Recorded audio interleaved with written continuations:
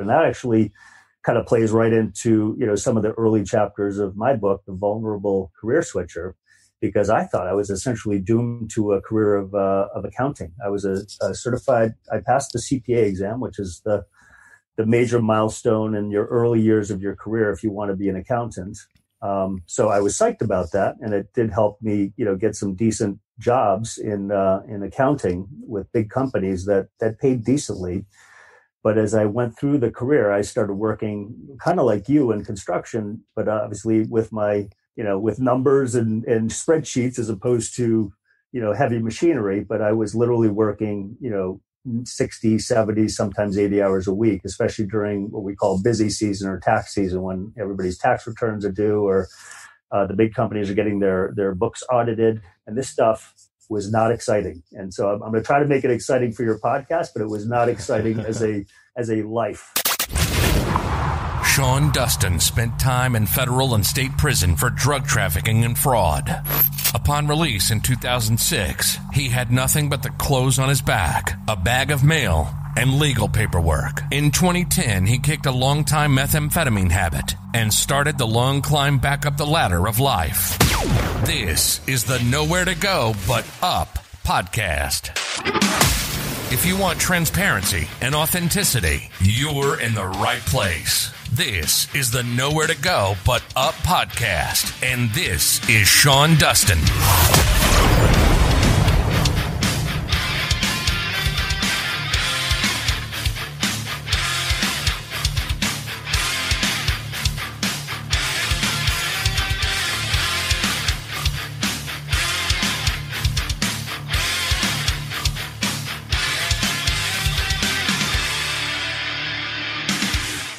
What's up, everybody? Thanks for stopping by the show. I'm the host, Sean Dustin. This is your first time listening. Welcome. If you're returning, welcome back. It's good to have you with us today. Couple of announcements. Indie Pods United Virtual Podcast Summit, November 29th through December 3rd. For more information, go to indiepodsunited.com.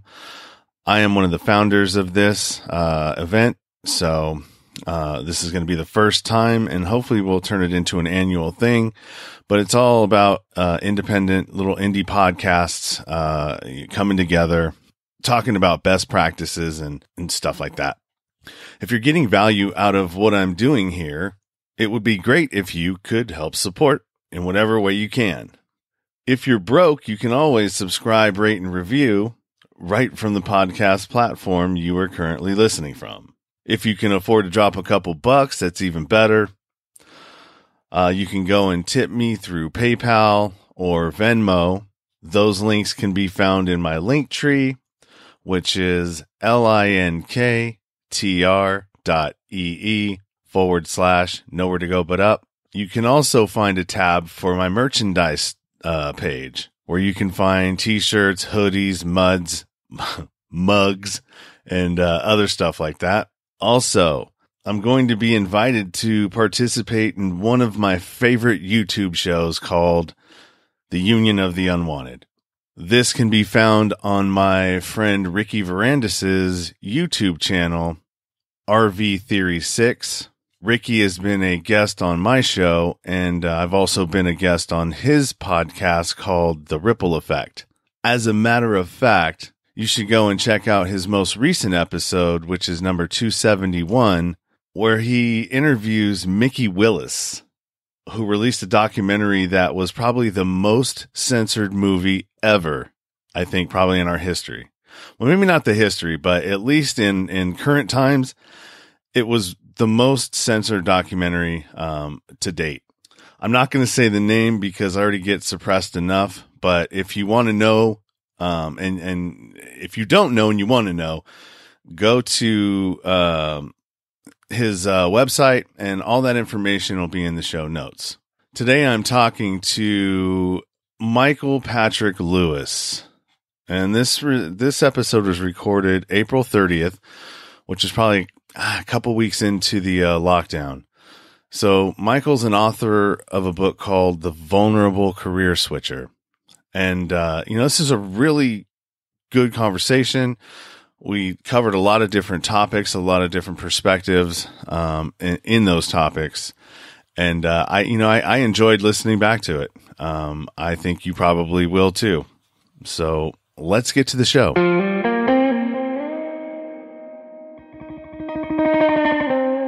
This is the Nowhere to Go But Up podcast, and I'm your host, Sean Dustin. Today I am talking to Michael Lewis. Michael Lewis is the author of a book called The Vulnerable Career Switcher, and he's here to talk to us today about his change from going to a world of finance and switching over his career into marketing. Michael, how are you?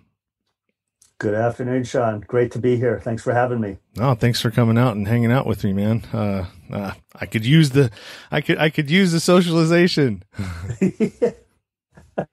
Yes, as we all could, right? Yeah. Hopefully someday we can be either within 6 feet of each other and shake hands again. Yeah. Those are days that I look forward to. Yeah. God, that's what, physical touch on a stranger. Yes. Imagine that, right? Oh my God. Yeah, exactly. Spreader. It Spreader. feels like it's criminal behavior now. Yes, exactly. You go walk out the grocery store and you get dirty looks if you walk down the wrong way in the aisle. Yeah. Or you don't have your mask. You won't even get in the store. Yes. Yeah, that happened to my wife. She just mistakenly forgot it, went into Home Depot and got the side eye from about 40 different people. Yeah. Like you're trying, like you're the one who's trying to end humanity. That's right. Yeah, hopefully all is so far. We haven't been infected, so I'm going to guess my wife did not infect anybody yesterday. But we have to hope. I'm in New Jersey, so I'm close to the hot spots of Manhattan, about 25 minutes outside of Manhattan. And in fact, I was commuting into the city until about mid-March. So either I already got it and never got the symptoms, or we've been lucky in our quarantine state here in the last month and a half. Yeah, I honestly think my ex got it. She was really sick with a chest thing, like around February or like into January, yep. February. And so I'm like, I think you probably got it. And I didn't catch anything from her. And my daughter was sick. I'm the only one that didn't get sick. So maybe I had antibodies built up from being around it. So I don't know. I'm not a doctor. It'll be fascinating to find out. Yeah, me neither. It'll be fascinating to find out like who had it all this time and who didn't. And hopefully obviously the deaths are a tragedy, but we hope that the death rate is actually a much lower statistic when we measure everybody. Yeah, this thing is so weird. I never thought in a million years. This is the last thing that I ever thought I would experience in my life. I mean, I knew Likewise. That we were going to have, I knew the market was going to crash at some point. Yes. I knew it was coming. You know what I mean? It had been over 10 years. 10 years had been the benchmark previously, because I went and I did the research on this because I was going for a position in my local as a business agent. And I was trying to, during my campaign, I was like, look, we're headed for disaster. And, trying to use some fear tactics to get people to go my way. But I mean, one of the things is like 10 years was the benchmark of the longest period that we had been out of a recession since the Great Depression. Amazing. And so it was like, all right, well, we're about 10 and change right now, coming up on 11. It's coming. How's it going to be? And I had no clue that it would be this. We were all walloped by this, and anybody who says that they knew this was coming is doing some 2020 hindsight. Yeah. And that's a nice way of saying they're lying. Yeah. We got rope-a-doped. Yes. We were all looking at it to come from over here, and then all of a sudden you got kicked right in the ass. And like, oh my God. Exactly. We weren't ready for this. How dare you? Nobody was. Yeah. And it is a tough slog for everybody. 30 million people unemployed. And, obviously that it means that a lot of people are hurting. I wish everybody well. I hope the healthcare workers, and especially the grocery store clerks, I think of them as just, they're working for near minimum wage, and here they are, essentially putting their lives a bit on the line. If the stats are what they are, just, helping people get the essentials every day. Pretty impressive. Yeah. Well, we've always been known to band together when, in times of war, in times of, Yes. 9/11's a perfect example. You were there.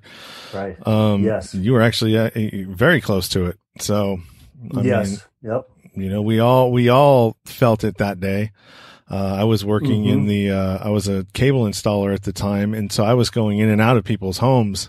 So, I mean, I experienced what a lot of people were going through away from it, which is really strange. And this feels a lot like it, but different, Very different, even though it is still painful and there's a malaise or a tragedy component to this. But this one obviously is taking so much longer to endure.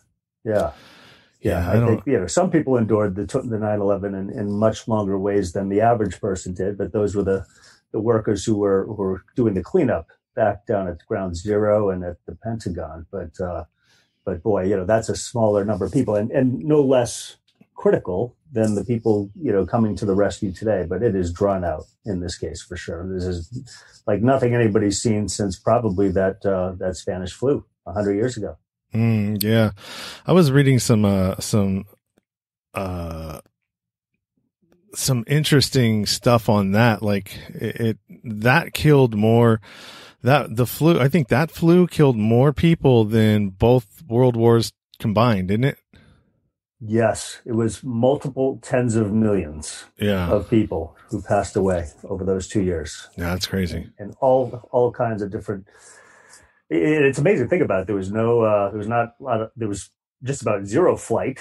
But I think even the war was part of the spread was that, the army went overseas and brought it with them. And then all of a sudden you had a couple of continents suffering as opposed to just one. Yeah. A lot like what happened when we came over to the United States, Yes. And we brought all of our diseases to the Indians. Yes, yeah, Native that is Americans. something that needs to be more. I think that'll actually surface as a bigger historical note in schools in years to come. Maybe not next year, but I think as a point of reference compared to this situation, I think that will be brought up more, abruptly or acutely in history lessons. So it should be interesting to see how that all shapes out.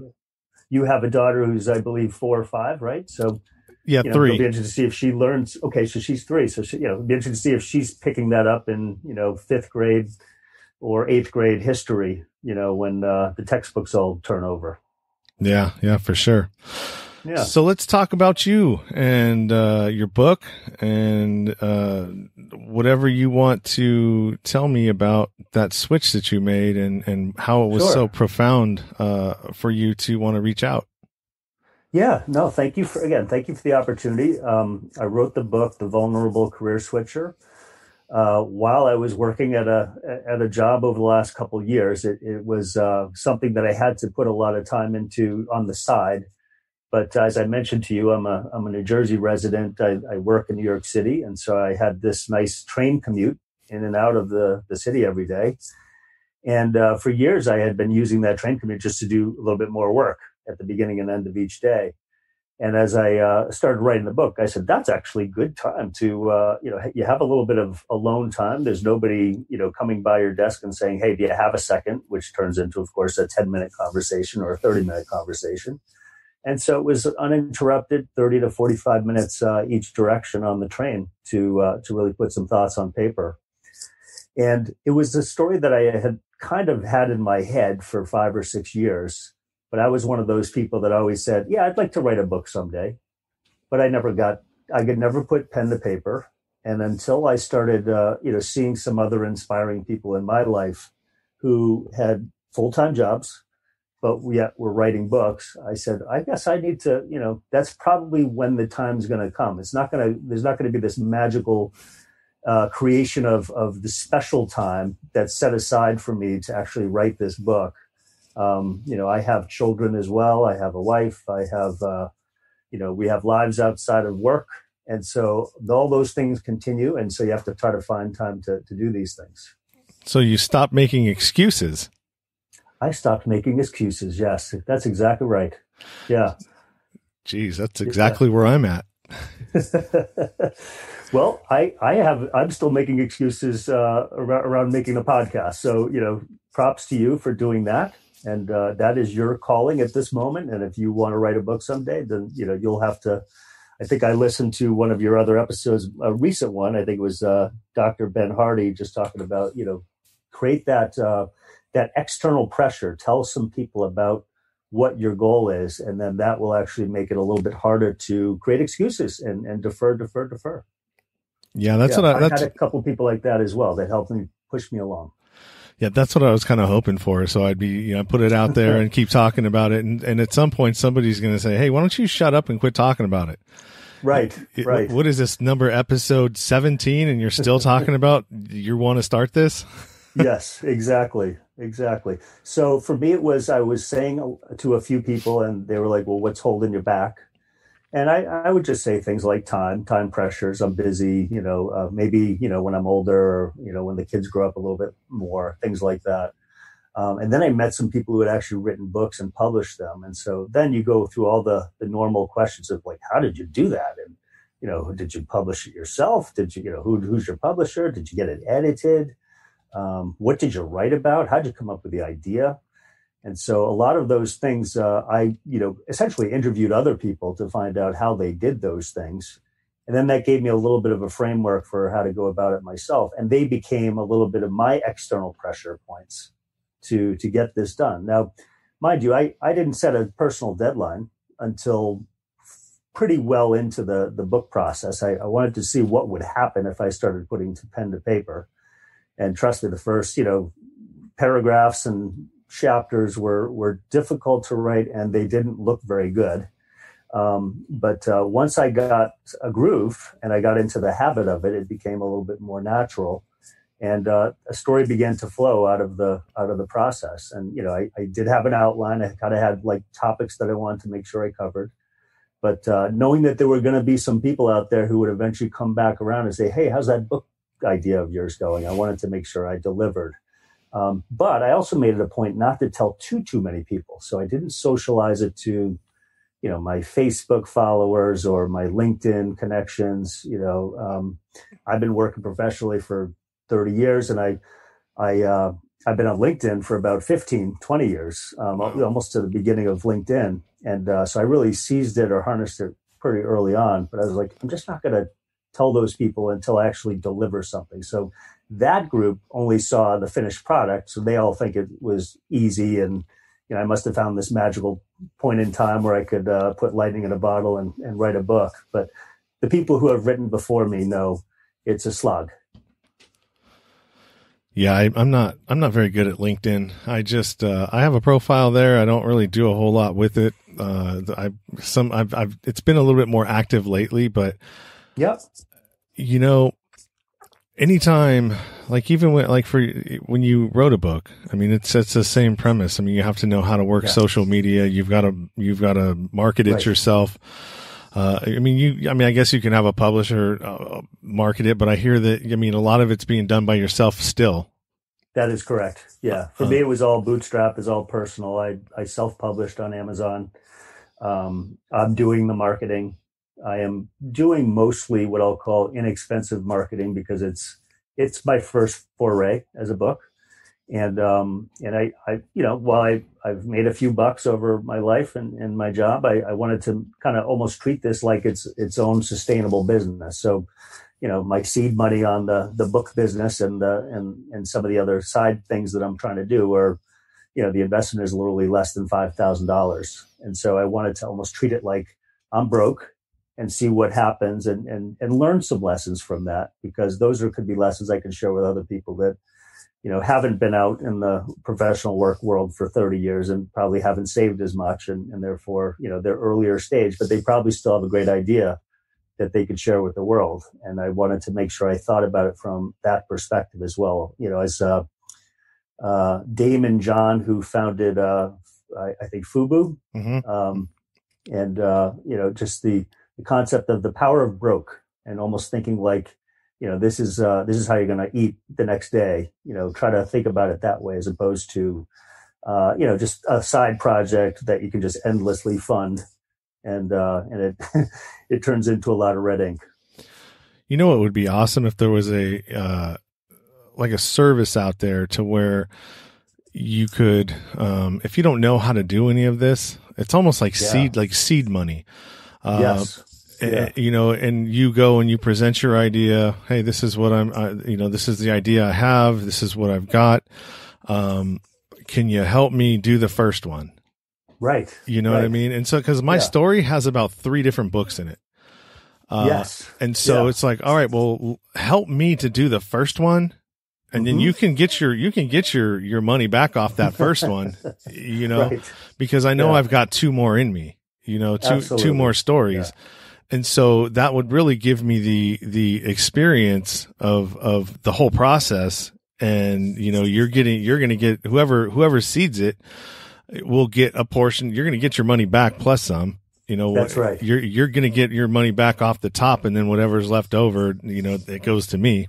And the the royalties obviously go to me as well, on that, and the book rights or the movie rights and everything else. Yep. But you know, that would be kind of a cool thing to do, because there's tons of people out there that have great stories that they just don't know where to go with them. They don't know where to go with them. They don't know where to go with them, and they're in a way, some of them are spilling those stories into what I'll call free media, so that it becomes a story that somebody else could be using at your expense too. Like, think about it that way. Like, a lot of people put their life story on Facebook every day. You know, it can range from the mundane, which is what they ate for lunch, to the extreme, which is maybe they just climbed Mount Kilimanjaro, you know, as an example, right? And those are, you know, the Kilimanjaro certainly could be worthy of a story. Maybe it's a article and not a book, but you know, I've learned a little bit about your backstory as well. I would strongly urge you to think about the fact that you probably have those 3 to 5 stories, and maybe some of them could blend into a single, you know, bit of an autobiography or a memoir. And then there could be, and what's interesting about writing a book is all of a sudden you've got these offshoots that you want to keep writing about, but they don't really fit in the book that you're writing. So now you have a whole bunch of other ideas as well that you can make for your book number 2 or book number 5. Yeah. But to your point about like a support mechanism or somebody who's backing you either financially or otherwise, that can help. What I am also learning is that, and I've done this both through research as well as through my own experience, is books don't necessarily sell themselves, and you're not necessarily going to get wealthy off of a book. You know, it usually becomes a part of the platform as opposed to the only part of the platform that generates income. You know, so unless you go out and either have a mega publisher, or you do some really over the top self-promoting, or you know somebody who's connected maybe to the Today Show on NBC, you're going to really struggle to get you know, thousands or tens of thousands of book sales. There's just so much content out there to read. And the fact that people can self-publish now means there are more books out there. But, you know, in your case, you could make a book part of your platform. Your podcast is also part of your platform. Yep. And then those can lead to other streams of revenue. Yeah, that's really what I was thinking about. So I sort of did it. So people, sometimes they do the book, and then they have, you know, then they decide they want to have a podcast. Yes. I was like, well, the podcast for me is a lot easier to do. Yep. And so I was like, all right, well, let me just build this. I'll build it organically, build my following. And in that way, you know, cause a lot of these times, like when you see some of these, you're on those podcast groups, right? And you see follow for follow, like for like, all of that. I mean, that's all superficial, following. You know what I mean? Because if I've got 10,000 followers and I got them all that way, I guarantee you probably about 1,000 of them will be paying attention to anything that I put on there. That is right. And the 9,000, it's just background noise to, you know, or they stopped following you after a period of time because you no longer serve their purpose. That happens quite a bit. Exactly. Yes. Yeah. And so who are those followers, and who are the ones that are going to, you know, bring you along, so to speak, and support your career and what you have to bring to the world too, your content, your thoughts and your ideas and your value as well.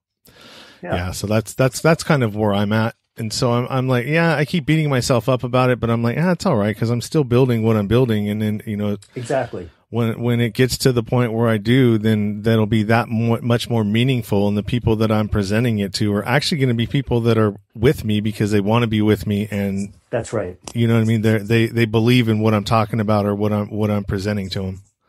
For sure. Good book that I something good to maybe page through for your audience. And I'm not necessarily saying you got to read every book I bring up or whatever, is a book by a woman named Dory Clark. And the book title is Entrepreneurial You. And I heard about her book on a podcast. And it was, for a while I was listening to Harvard Business Review podcasts, and I'd gone to B school or business school at NYU many years ago. And, when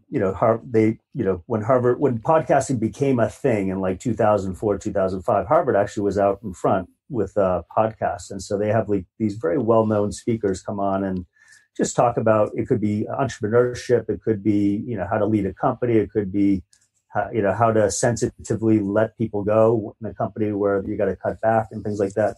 Her thing was how to create multiple streams of revenue or income, which I brought up just a little bit earlier here in this conversation. And she gave me the ideas based on all these people she wrote about, the concept of like, what should I do first? And so, to you, you're kind of gravitating first towards podcasts, and that's kind of where you're leaning. You're gravitating to that because that seems to be most comfortable to you.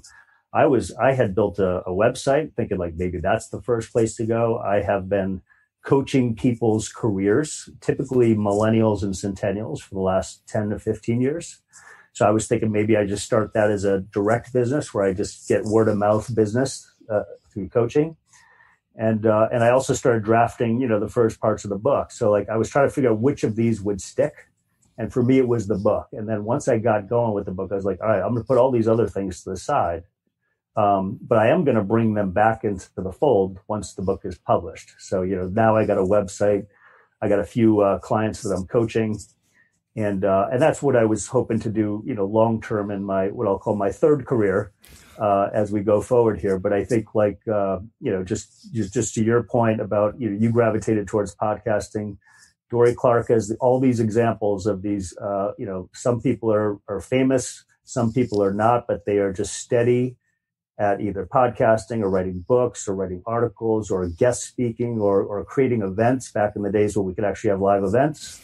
All of those things are potential streams of revenue and income for people to have a good livelihood, not necessarily gangbusters, yachts and 13 houses all around the country or world, but, sustainable, and quality of life situations. I think that's the most important. I think that everybody that's trying to switch out of doing whatever it is that they're doing because it's not bringing them joy, it doesn't serve them.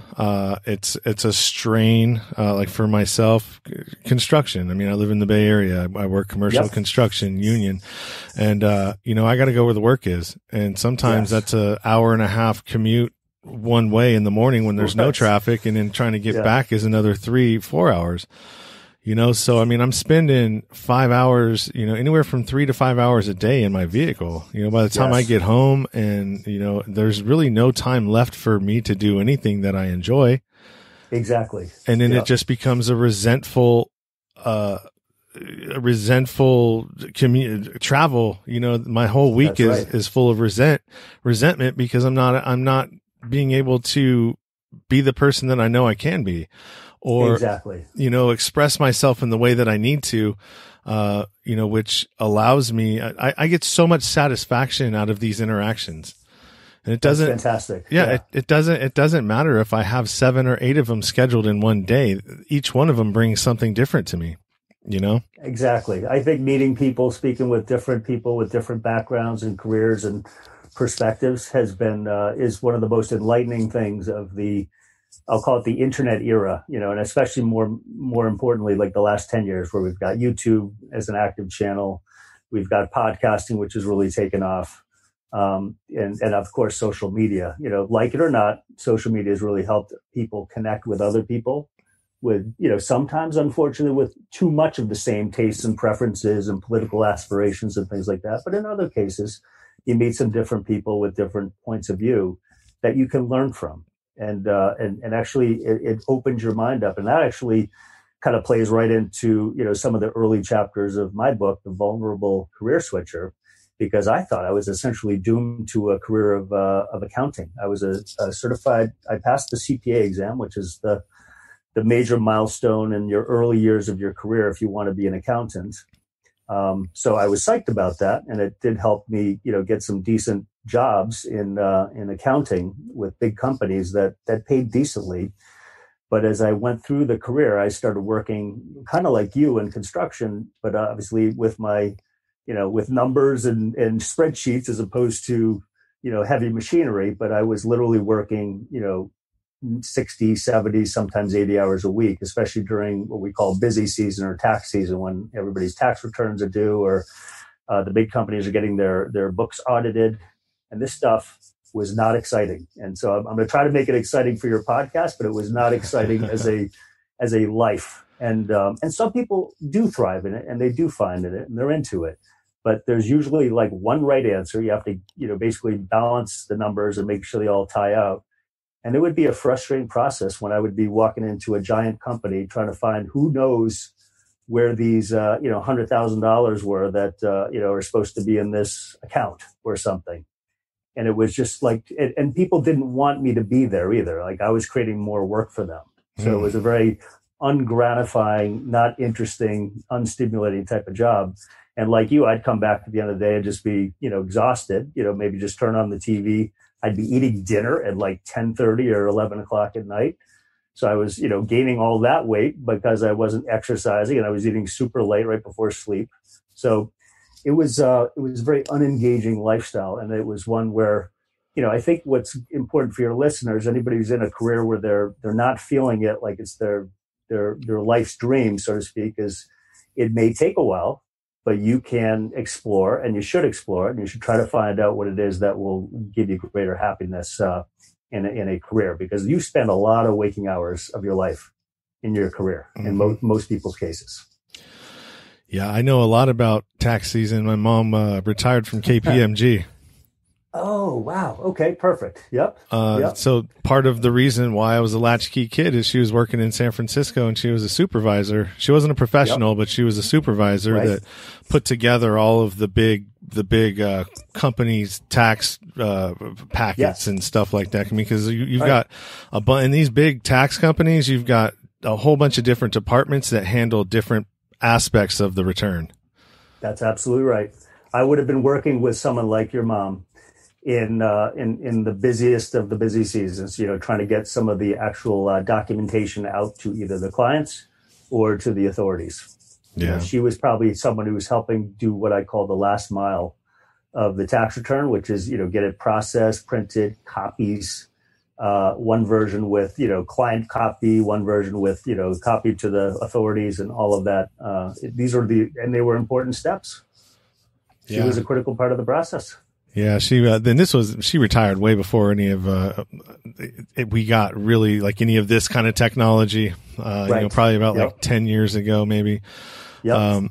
But yeah, she's I know tax season all too well. It's my favorite time of the year is I knew that if I was on restriction, I was like, no one's going to be around to enforce that.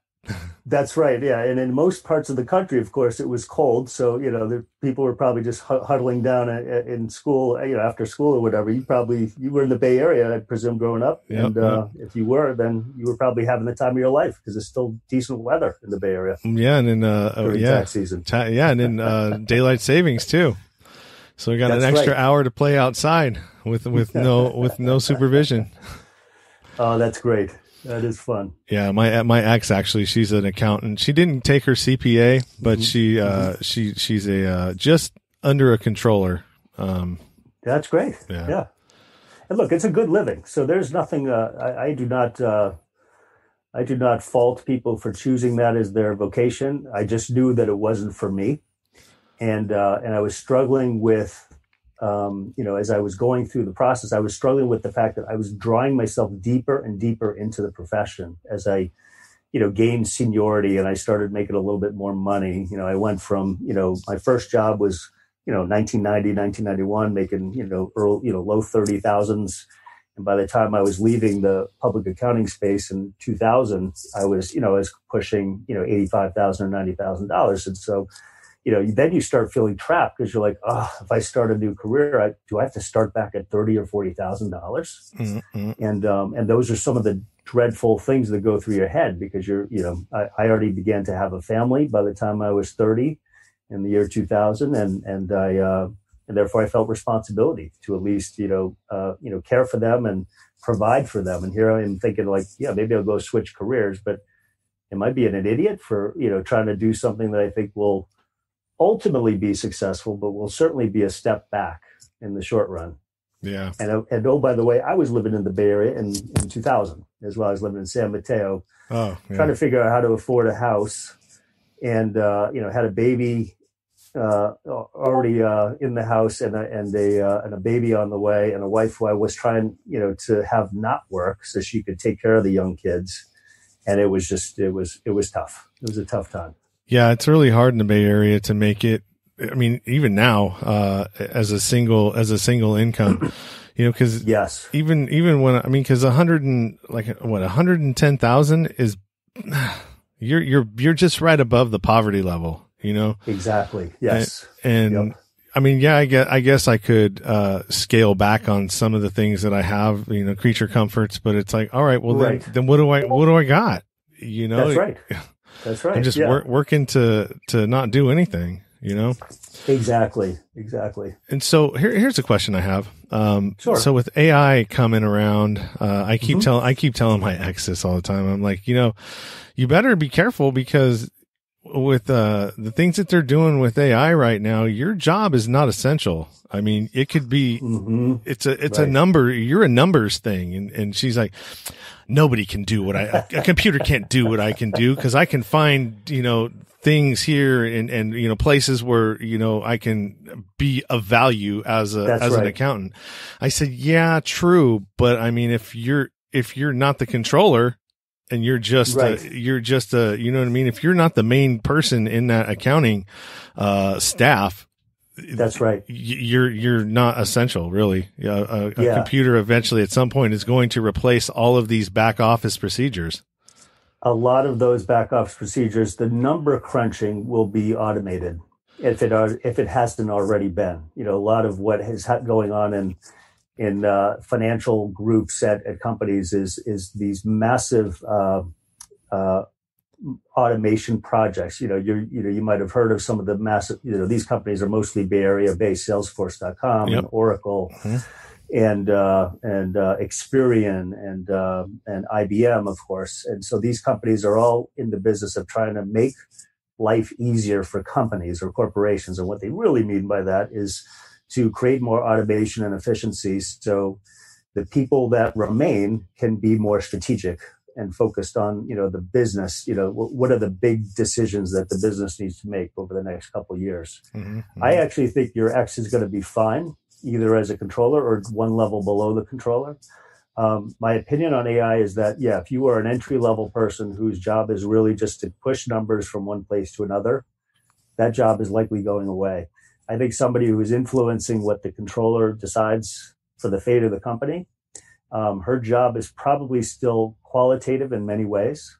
And therefore, AI could potentially make her job a lot more interesting and engaging, which is something I'm a proponent of, is let's give people jobs where they actually really do have, for those who want to not work in construction or not work in machinery and such, who want to, be thinking with their heads most of the time, AI may free us up to be doing more qualitative thinking as opposed to rote work that we've all I had to do all this rote work when I started in, tax and accounting back in the 1990s, because just like your ex, it was all, there was nothing automated. So, we were doing a lot of manual work. We were filling out forms with pens and sometimes pencils and then going to the copy machine and making permanent copies of them. So a lot of, I don't miss that.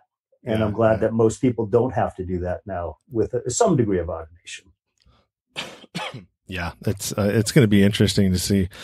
I mean, even with the current situation that we're in, this is the honeymoon period. We're in the easy part of it, because who knows the financial impact that is going to happen, the scaling back of companies, because they realize that, okay, well, we can do what we're doing in a far smaller space, that we can have people, everyone was afraid to have you work from home because they figured you wouldn't get anything done. That's right. Yes. So companies would shy away from, the home work, from home model. And now that's going to be rethought for sure, No question. Yeah. I mean, the joke I used to get when I would go into sales pitches, and I'm talking digital marketing in the last couple of years, is I was pitching a retailer in New York City. And I was just telling them how, I have, my team has the professional ability to run all of their digital marketing campaigns. So their email marketing campaigns, if you get any emails from retailers, like that was the type of thing that my company did, helping them with search so that, their listing would show up at the top of Google if you conducted a search for a pair of shoes or things like that. And the client would always ask, so where are these people based? And I was like, they're all over the country. And he people like that would ask, well, so are they working in their jammies? Are they working, out of their homes in their jammies? And like, he would mock it a little bit. Right. And now, of course, we're all working in our jammies, so to speak. And there's still work getting done. I know that we have an unemployment issue now, but for those who are still employed gainfully, and lucky for them, they're probably doing about twice as much work, and they're having to do it from home. And I think companies are going to realize that employees are way more valuable than they thought they were, a year ago and 2 and 5 years ago. Mm-hmm. And then the other thing, just related to your point, is that for the past 6-7 years, I've worked in very open table settings at the agencies that I've been at. And what I mean by that is, and again, going into New York City every day, New York City real estate, of course, is quite like Bay Area real estate when it comes to Manhattan proper, in that the cost per square foot or cost to rent a square foot in Manhattan is as extreme as it is in San Francisco. So what have they been doing over the last 10 years? They've been piling people closer and closer together at these open tables. So, gone are the days of even the cubicle, which was like the bane of our existence for many years for office workers. Now it's these open table settings where you have sometimes 8 or 10 people sitting across from each other. So it's, 4 by 4 or, 4 rows of 2 rows of 4 people facing each other. And literally, you barely have enough space to stretch your elbows out before you touch the person next to you. And obviously that's got to change with social distancing and the virus crisis and all that. And I think even when the virus, we all think it and hope it'll go away, whether it's through medicine or herd immunity, I don't foresee people wanting to sit that close to each other again. And so I think the world is going to change in terms of, people are going to be likely more able to choose to work from home. And the open table setting will really change back to something that probably looks a little bit more like the cubicle days of the first decade of the 2000s. Yeah. And I think what another thing, byproduct of that will be, if you are one who is capable of working from home, then I think that you may have the option to homeschool. Yes, for sure. You know what I mean? Because you're going to be at home. So now you can supervise your own child and homeschool them. Right. And it'll be a remote school situation, and you may have to drop them off for PE, or extracurricular sports stuff. And so right. Schools will no longer need as much space as they now take up as well. Yeah, I foresee that's a great point. My daughter, who's 11, so she's obviously a little older than yours right now. But I was worried that she wouldn't really take to the homeschooling that we all have to do right now with online learning. So her school is online. They do have an organized school day. It's shorter. It's about 4 hours instead of 6. But she literally gets up independently, goes to this room in our home, and connects to the web and starts going on like Zoom meetings and things like that to take her classes. And she gets in, she gets out, she gets her homework done for like the hour or two after classes end, and she's good to go. And I know that there are, I have some other parent friends who are struggling to get their kids to motivate, and they may not show up to class on time and things like that. And it may seem a little bit easier to do that when you are homeschooled. So those will be interesting decisions that schools and parents have to make over the next several years. That, maybe some kids will need to be in the physical setting of a school to be motivated. But I could bet you a few bucks that my daughter could get away with homeschooling as she works her way through middle school. I think that's a way better option, because you have overcrowded classrooms as it is now. Yes. And so now if you know that your child is somebody who can be a self-motivator, right. Doesn't need the extra attention, has the mental capacity. I mean, not that it's even a mental capacity, but has because not everybody's at the same level, of progression. That's right. And so if you are one of those ones that can, be doing this from home, then you free up a space for somebody, who may need that extra attention and won't get it in school as it is now. And they kind of get forgotten about, because they take too much time, and I've got all these other students that I need to deal with. And so you're just going to have to figure it out, take it home to your parents and see if they can help you. I mean, really, that's what it comes down to. Yeah. So I think teachers, of course, teachers have that struggle too, right? Which is, who do I teach to? Do I teach to the median, or do I teach to the genius, or do I teach to the person who's carrying the back, and those are tough decisions that they have to face every day. But you make a great point, which is maybe we can free up the teachers to focus on those who are either excelling and just need, would benefit from even more challenging work, and those who are kind of struggling along. But if they got the attention, they'd get right back in line. Yep. Yeah. And let's just pay them some more money while we're at it, because they are actually, they are, dude, our children are our most valuable resource. Yes. Agreed. Yep. They are going to make the decisions for, the next two generations of, politically, and for the climate, and for, fair wages and things like that. They're going to be making lots of important decisions. I got in an argument literally 20 years ago with a cousin about, I thought, this is in the late 90s. I said, every teacher should make at least $100,000. And they couldn't believe that I thought that. And I was like, well, that would create competition for people, to be kind of tumbling over each other to want to be teachers. Mm-hmm. I think there's some people who don't do it for the money. And that's actually good. We applaud all those people, but they still struggle to make a living. Let's make it so that it's, something called a living wage, where they make enough where they're not worried about if they have to buy that extra set of colored pencils for the class, which we know teachers do out of their pocket half the time, or they don't have to move to a place that's, 60 miles away from the school that they're teaching at. Those types of, we can free up teachers to not have to make those painful decisions, so they can really actually concentrate on the students. They'll be more awake, more engaged. The students will learn faster and more, and we'll actually get higher quality teachers. And I'm not criticizing the teachers that we got. I'm just saying for the future generations, we'll have more competition for teachers, which is usually a good thing. Yeah, for sure. I couldn't agree more. As having a daughter now, and it just, my thinking on a lot of things has changed quite a bit. Sure. And so I think about that a lot. I'm like, teachers, I'm entrusting you with the most precious thing that I have. Right. You know what I mean? And for me to say you don't deserve, and especially the parents that have children that they know are assholes. Right. That's right. You know what I mean? And it's like, okay, well, where are you thinking at? You got this little shit that because you didn't do a good job at parenting or let them, run the roost or however they turned out the way that they did. It's on your watch.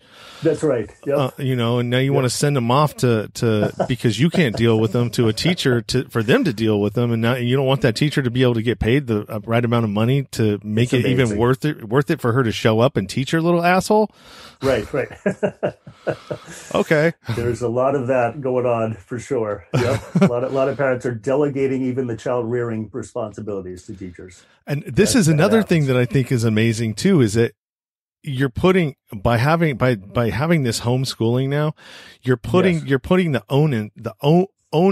however that word is, onus yes. back onto the parents and engaging the parents and having to figure out, okay, well, how do we do this math? All right. So now I can't go to the teacher. I have to go to you. Right. Yes. And so now you're engaging the parents, which is amazing. That's what should be happening.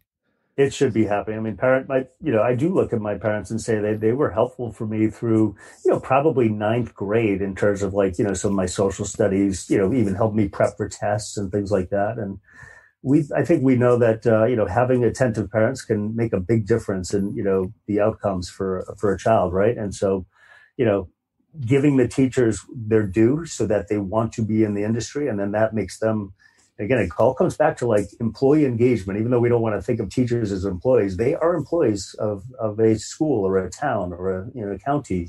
We want them to be engaged because engaged employees do better work. Yep. Yeah. So where are we going to find this money at? Yeah. Well, that's a good question. I think it's probably a state by state matter. Mm-hmm. Having lived in California for a few years, I did, in a way, enjoy the benefits of, I think it's called Prop 32 or whatever, which is you don't, increase your real estate taxes except when you sell your home. And then the next people who own the home have to pay market rate real estate taxes. So for those who have owned their home for 50 years in the Bay Area, I think they're still paying $1,000 or $2,000 of tax, a year for real estate. Whereas somebody who just bought their home, may be paying $25,000 in real estate tax. So California's tax system is tricky. And I was a bit of a direct victim of that as our firstborn was heading into the public school system and needed a little bit of extra attention. And the principal of our San Mateo school said, we don't have the funding to, cut down the class size. So, yes, your kindergarten class has 32 boys and girls in it. I was like, wow, there's no way that any of these kids are going to be able to sink or swim if any of them struggle.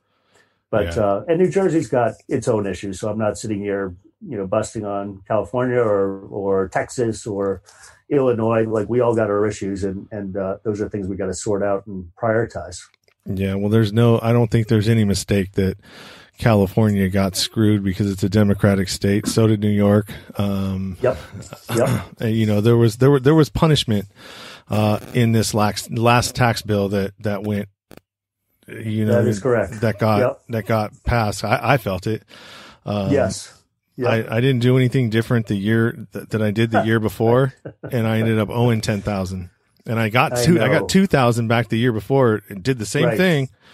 And owed 10. And I'm like, all right, well, this is, and they took away all of the union stuff that we could deduct, like all of our dues and everything else. Right. Like my dues are like 10,000 alone just on that, not to mention any of the stuff for tools. And so, I mean, I lost about a good $15,000 to $16,000 worth of write-offs, when he did that. And make no mistake, when they do something to unions, they do it on purpose. They do not. No, we know that that's a political. That's what we call the dog whistle, right? That is that's a polarizing,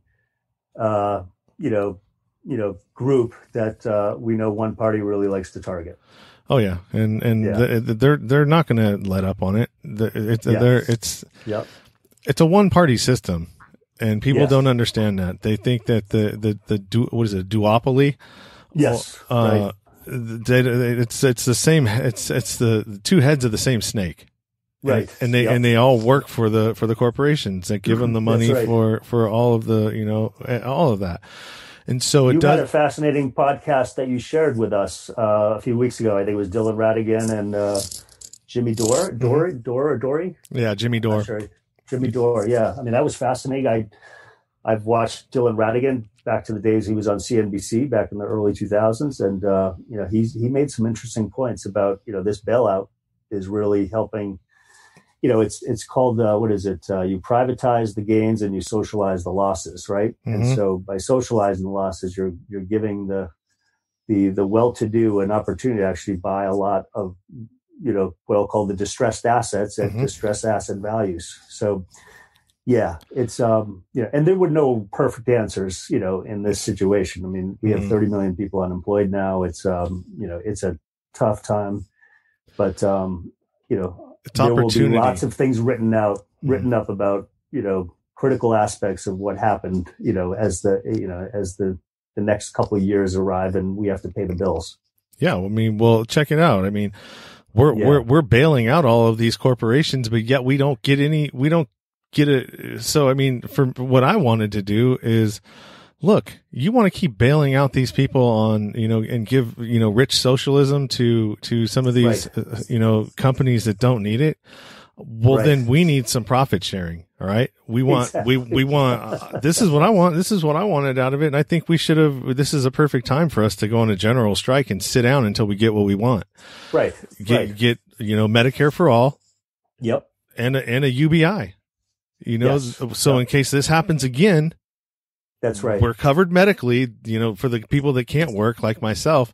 Luckily, I was able to get on a disability. So now I can get, it's not affecting me as badly as it was, and I'm not using up my hours, my health and welfare hours bank. Yes. So I was able to freeze that.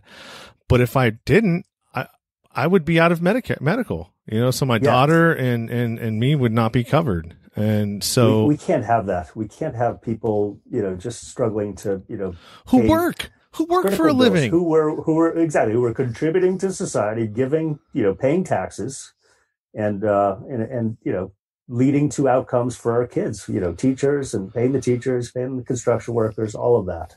Yeah. Yep. I mean, this really, in my opinion, is no different. And I was thinking that even before I heard the Dylan Ratigan, I was he just confirmed what I was already thinking. And, maybe you want to call it confirmation bias, say whatever you want. Sure. Yep. But I mean, facts are facts. They are. Yep. It's happening again as well. So, I mean, if you've tried to, you probably didn't need to, but for somebody who, had a mortgage and needed some relief, and try to get some payments deferred. Yeah, they're going to defer them, but they're deferring them for 90 days, at which at that point, that balance plus the fourth month is going to be due. And if I couldn't afford the 2,000 2 months ago, 3 months ago, and I haven't gone back to work, what makes you think I'm going to afford that now? And so now that's going to be 8,000. Yeah. Yeah. And so unless you can figure out some way to get rewrite your mortgage or, so whatever process that is, we're going to be sitting back in the same situation we were in 2008. Maybe not 15 million, maybe not 5 million families will be kicked out of their homes. So maybe it'll only be 2 million this time. Yep. And it's just a consolidation of wealth. And that's crazy. The story is still yet to be told, but it's not, I think if we keep, if you keep talking like that and we keep, pushing our Congress people, that's what we got to do. Our congressperson here in my county actually has a conference call every couple of weeks, and the constituents are allowed to just ask any question they want. And that's our opportunity to kind of put some pressure on them to, think about the little guy, so to speak. Cause that's something we all need to worry about, because we don't want all the consequences of having a oligarchy, right? Like of just, a few rich people at the top. No, it's not good for anybody. It's not good for them. No, it's not. Yeah. And we all know that there's the 1%, and then there's the 0.5% that owns the 1%. That's right. Yep. Exactly. And they can ebb and flow these markets, and they can crash them if they want. They have the money to where they can take a chunk out of here, put it over there, and have Trump say something silly and the markets and the markets go up or they go down, and they know how to play it. You know what I mean? Yes. So they know how to play both sides of everything, and it's crazy how it works. I mean, and I don't want to sound like, oh, we're victims, but we kind of are. Yeah, we're rooting for a system that creates an opportunity for everybody. That's we're supposed to be the land of opportunity, right? Yeah. And so let's make it a place for opportunity. I mean, that's why people wanted to come from other countries to visit us and to live with us and to send one family member over to start something over in America, and then send money back until they could pay for those people to come over. And that of course still happens. That should be a compliment. We should be thinking of that as a compliment to our society. But if it's actually not really true, then we're not living up to what we all thought the values were. So, it's always good to be self-critical. And I think this is a great time to be self-critical of the U.S. and see opportunity for change. And I think I think the people who follow Bernie, I think they will vote this time. I don't think they voted in as many numbers as we all would have liked for those who were rooting for Hillary last time. But I think that they'll vote this time, and they're becoming adults with real responsibilities. And they're paying, sometimes they're paying rent, sometimes they have kids, and that hopefully they see like they're seeing the future now and they're living it, and they want a better outcome. And I think that will help us get to a place that's more equitable in the future. But it could take 15 years. It's not necessarily going to happen next year. No. We'll have some pain in the interim. Yeah, we're going to be stuck with Trump because nobody's going to vote for Biden, and that was by design. It was okay. It's okay for them either Biden or Trump. They don't care. Right. They're both the same. They work for the same people. So I mean, the last thing they want is for the worker to have representation, or anything that resembles you want to be for the worker. And Bernie he plays ball. He plays ball with them. He didn't say anything about the bailout. Elizabeth Warren, who her whole platform was on 2008 and the bailout then, said nothing. Right. AOC, they do a lot of their grandstanding, but I mean, nobody knows who voted for what because it was a voice vote. Do you think that was by accident? Right. Yeah. Come on, man. Well said. These folks are well trained. They're career politicians, and that's why we need to do away with and have term limits so they can't would be in favor of that. Yeah, they can't get so entrenched in there and make those relationships that make them rich. I mean, insider trading is legal for them. That blew my mind. I think I saw 60 Minutes on that like 10 years ago, and it just blew my mind. I couldn't believe that they were all able to profiteer off of their positions, and they knew things before the market did, right? So well, look at what Feinstein did and the other three senators. They dumped all of their stock in stuff that would be affected by the outcome of this, and they put all of their money into gig economy. Yep, it is not right. And hopefully someday that changes, except unfortunately the people who vote on that are those who are doing it. Yeah. How are you going to do that? I was talking to my dad about that. I'm like, how can we stop that? Because they're not going to vote themselves out of power. Right. Yeah. And he's like, you've got, it's something about the states. Like the states have to, like we can ratify the Constitution of the states. And so once you get all of the states involved in that, then you can change the laws. Sure. Something about that. I don't know. I think that they should. Yeah. I think one of the good things should be that we should allow when you vote. All right, you're not just voting on the president. You're going to vote on the president and 3 key issues that you want to see change in. Whether it's term limits is on the ballot. All of these, there, 3 major issues would be on the ballot, as well as, who's running for president, just like they do in our state elections and our county elections. Absolutely. California is great at that. So is New Jersey, by the way. There's always a couple of props on the ballot in addition to voting for our governor or our congress people. Yeah, imagine that marijuana gets put on that. I guarantee it goes legal. Yes. Term limits get thrown on there. I guarantee you, everybody's going to be in favor of only an 8-year run. That's right. Yeah. With a moratorium. With a moratorium on when you can go to K Street and become a lobbyist. It needs to be 5 years That's at right. least. I agree with that too. That would be good. Yeah. So I don't know. Yep. Yeah. Whatever. What do I know? I'm just some guy that lives in a trailer and talks on a microphone and doesn't get paid to do it. Does it for fun. And I'm a guy in marketing. I actually never worked in political marketing. I have some good friends who do it, but that is not, and it is different. Like I literally have said, oh, I'd like to try that. And most people who are in political marketing say, first of all, you probably don't want to try it. And second of all, it is so different. Like, all the marketing tactics that I tend to recommend to companies I've worked with like Target and PayPal and Sephora and some of the banks and some of the some not-for-profits as well. The rules do not apply in politicians. It's not, and I'm not talking about it's dirty.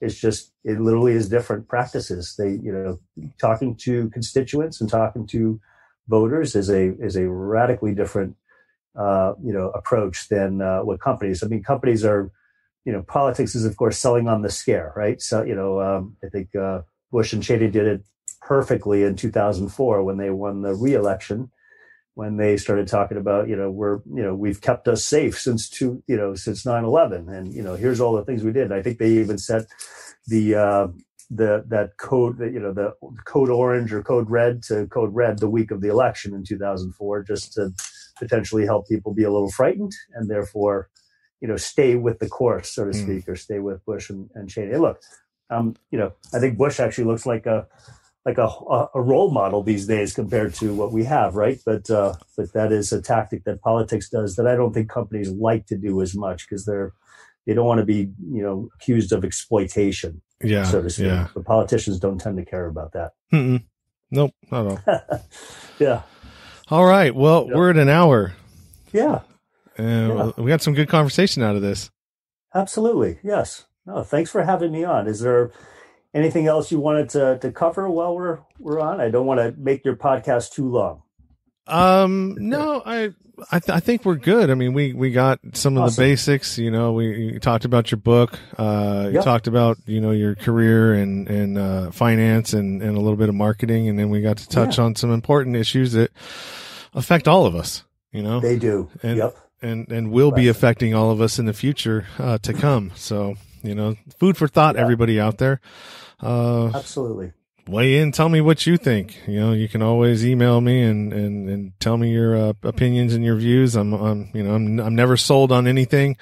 My opinion can be changed if you present me with the right information that will make my thought process seem like, oh, well, maybe I am thinking about that the wrong way. Right. I love the name of your podcast. You know where to go but up. It's very positive. It's a positive message to the world. And especially at a time like this, I think it's a great, concept. And thank you, because we are in a dark place right now, but I do see us ultimately getting out of it.